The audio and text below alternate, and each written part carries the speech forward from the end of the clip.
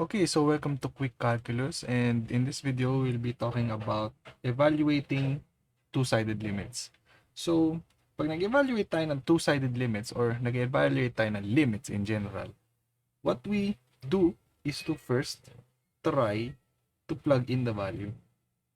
Plug in the value. So, if we have the limit of x approaches a of f of x, we just do is to evaluate f of a. Okay? And this happens if and only if a is within the domain of f, of the function f. Meaning, the function f is defined at a, meaning hindi nag-zero yung denominator, walang kahit anong discontinuities and all that. Okay? So, paano naman kapag nagkaroon tayo ng case na 0 over 0? Diba? And this is not equal to 0. Okay?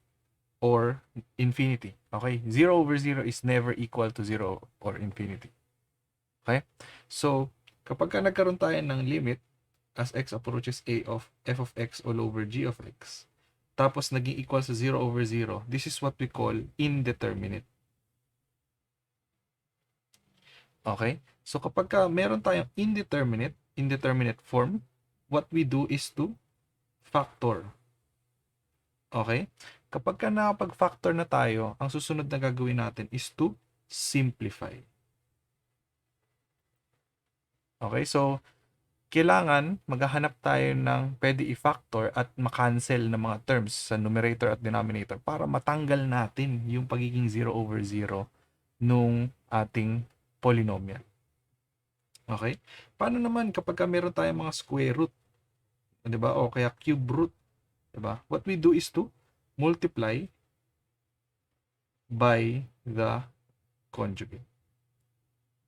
Okay? So, yan yung techniques natin kapag nag-evaluate tayo ng limits or ng two-sided limits. Okay?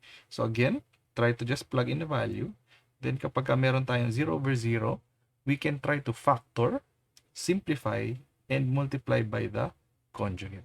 Okay? So, in the next videos, I will be showing you an example on how we apply these. Okay? So, see you in the next video.